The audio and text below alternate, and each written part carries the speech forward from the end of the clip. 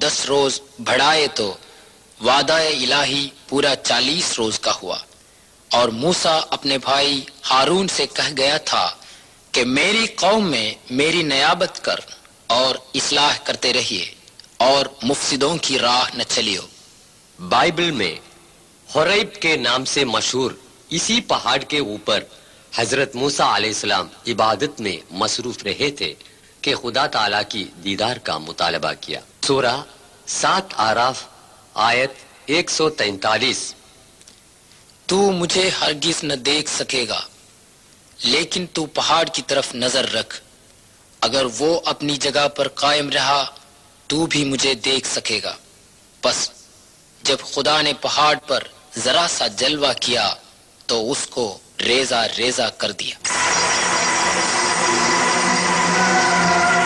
وہ تباہ شدہ پہاڑ جو خدائے عز و جل کی محض ایک جھلک کی تاب نہ لا سکے، سینا کے قریب اسی وادی میں کہیں تھا۔ بنی اسرائیل کو راہ حق پر لانے کے واسطے خدا تعالی نے جو آسمانی کتاب تورات نازل کی تھی وہ اسی طور سینا پہاڑ میں تھا۔ عیسائیوں کا عقیدہ ہے اسی طور سینا میں موسیٰ علیہ السلام کو 10 فرمان الہی نازل ہوئے تھے۔ ان میں سے سب سے اہم حکم یوں پڑھ سکتے ہیں۔ قدیم بائبل باب 20 میں 2 سے 5 تک جملے۔ میں خدا جو تمہارا یہوہ ہوں، سوائے میرے اور کوئی دیوتا تمہارے لیے نہیں ہونا چاہیے۔ جنت، زمین کے اندر یا پانی کے اندر کی کسی چیز کا بت مت بنانا، ان کے آگے سر جھکانا اور ان کی پرستش کرنا منع ہے۔ پہاڑ کے سب سے اوپر یہ گرجا گھر جسٹینین بادشاہ کا بنایا ہوا ہے۔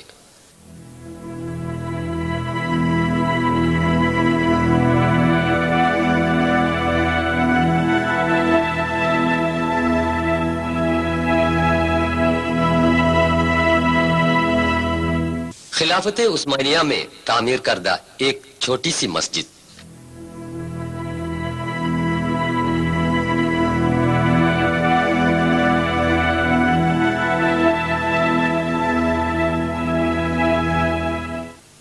جب تک حضرت موسیٰ علیہ السلام سینا پہاڑ سے واپس نہ آئے تب تک بنی اسرائیل میں سے ایک گروہ سامری نام سے مشہور ایک سونار کے بنائے گئے سونے کے بچڑے کی پوجا کر کے خدا تعالی کی ناراضگی کا شکار بن چکا تھا۔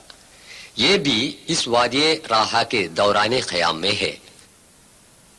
سوئس کنال یونیورسٹی ریسرچ سینٹر کے محقق جناب کمال عودہ یہی بیان کرتے ہوئے، يقال أن هناك تجمع بني إسرائيل في هذه المنطقة وانتظروا سيدنا موسى حينما ذهب إلى ميقات ربه،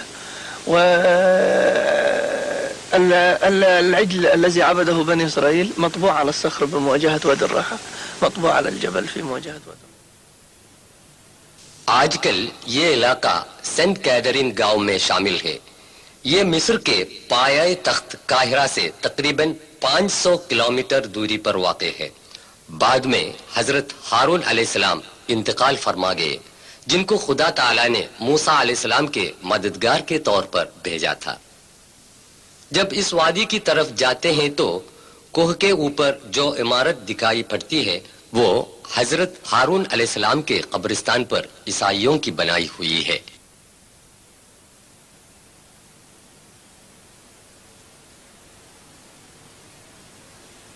قارون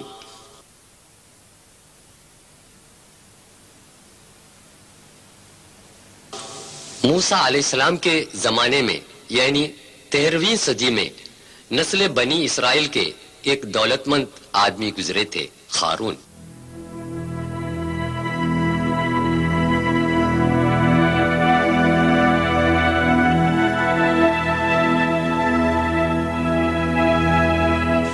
قاہرہ سے 150 کلومیٹر مغرب کی طرف ایک مندر ہے۔ اس مقام کا نام قصر قارون ہے۔ قرآن شریف کے سورہ 28 قصص آیت 74 میں یوں بتایا گیا ہے، إن قارون كان من قوم موسى فبغى عليهم وآتيناه من الكنوز وآتيناه من الكنوز ما إن مفاتحه لتنوء بالعصبة أولي القوة إذ قال له قومه لا تفرح. یہ قارون کا کنواں ہے، بحیرۃ القارون یعنی قارون کے جھیل کے نام سے آج بھی جانے جاتے ہیں۔ اس جھیل کے ماہی گیری اور آس پاس کی کھیتی باڑی سے قارون کروڑ پتی بن گیا اور ساتھ ہی ساتھ مغرور بھی۔ وہ اپنی اس دولت کو اپنے علم اور محنت کا پھل سمجھا۔ اس نے مغرور ہو کر یہ اعلان کیا کہ میں نے جو دولت کمایا ہے اپنے علم اور طاقت سے کمایا ہے، جس سے خدا کا کوئی واسطہ نہیں ہے۔ اس نے روز قیامت سے بھی انکار کر دیا۔ اس کے علاوہ وہ غنڈہ گردی پر تلے رہے اور موسیٰ علیہ السلام پر کئی الزامات بھی لگائے۔ اپنی شان و شوکت دکھانے کے لیے ایک جلوس بھی نکالا۔ جو لوگ اس دنیا کو آزمائش کی جگہ بتاتے ہیں اور عارضی سمجھتے ہیں، ان کے لیے قارون کے اس بھڑکپن میں کوئی حسد یا شکایت پیدا نہیں ہوئی، لیکن جو لوگ ایمان کے کھرے نہیں تھے یعنی کمزور تھے، وہ کہنے لگے کہ کاش ہمیں بھی قارون کی جیسی دولت پاتی۔ لیکن جلد ہی قارون اور اس کے محل کو اللہ کے حکم سے زمین نگل گئی۔ زمین نگلنے والے قارون اور ان کے آدمیوں کو بچانے کے لیے کوئی نہیں آئے۔ غیر قانونی طور پر پیسہ کما کر لوگوں پر ظلم کرنے والوں کے لیے یہ ایک تاکید ہے۔ یاد رہے کہ اس وقت قارون کا جو انجام ہوا، اس طرح خدا تعالی تم لوگوں کو بھی آسانی سے برباد کر سکتا ہے۔ اس کے علاوہ آخرت کی سزا بھی کتنی شدید ہوگی۔ اس لیے عاجز رہو اور نیک بنو اور خدا کا شکر ادا کرو۔ قصر بلقیس۔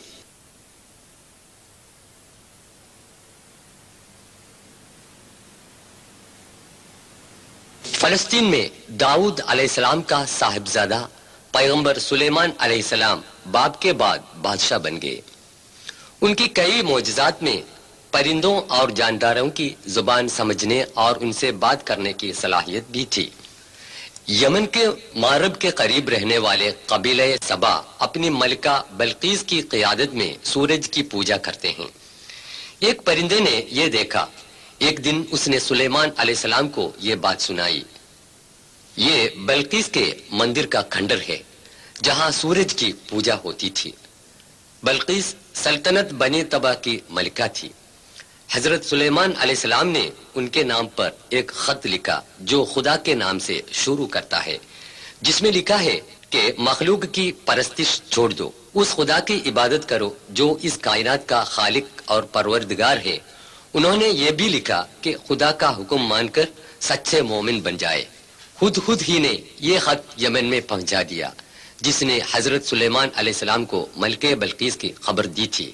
رانی سبا یعنی کہ ملکہ بلقیس کے محل کے کھنڈر یمن کے سبا میں آج بھی آپ دیکھ سکتے ہیں، جو مخلوق کی پرستش اور خرافات کی ظلمت سے صرف خدائے واحد کی عبادت کرنے کے لیے سچائی کے راستے میں آئی تھی۔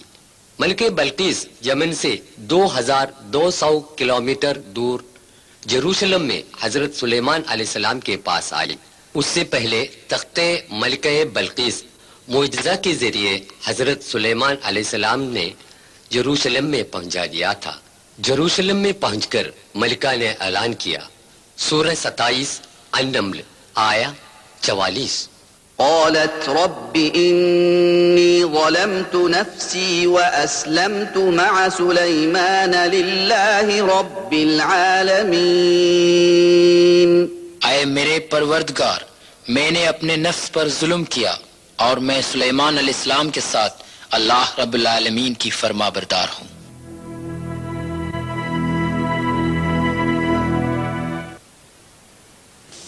مسجد الاقصی۔ مکے کی مسجد الحرام کو قبلہ بنانے سے پہلے دنیا کے مسلمان فلسطین کے مسجد الاقصی کی طرف رخ کر کے نماز پڑھا کرتے تھے۔ مسجد الاقصی یعنی بیت المقدس مسلمانوں کے لیے مسجد الحرام اور مسجد